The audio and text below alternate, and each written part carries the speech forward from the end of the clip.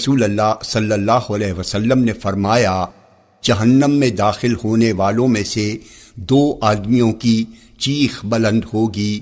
رب عز و جل کہے گا ان دونوں کو نکالو۔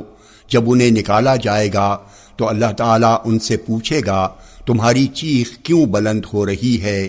وہ دونوں عرض کریں گے ہم نے ایسا اس وجہ سے کیا تاکہ تو ہم پر رحم کر۔ اللہ تعالیٰ فرمائے گا تم دونوں کے لیے ہماری رحمت یہی ہے کہ تم جاؤ اور اپنے آپ کو اسی جگہ جہنم میں ڈال دو جہاں پہلے تھے۔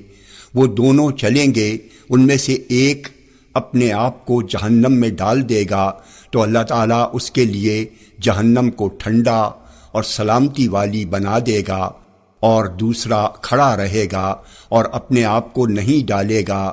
اس سے رب عز و جل پوچھے گا تمہیں جہنم میں اپنے آپ کو ڈالنے سے کس چیز نے روکا؟ جیسے تمہارے ساتھی نے اپنے آپ کو ڈالا۔ وہ عرض کرے گا اے میرے رب، مجھے امید ہے کہ تو جہنم سے نکالنے کے بعد اس میں دوبارہ نہیں داخل کرے گا۔ اس سے رب تعالیٰ کہے گا تمہارے لیے تمہاری تمنا پوری کی جا رہی ہے۔ پھر وہ دونوں اللہ کی رحمت سے جنت میں داخل ہوں گے۔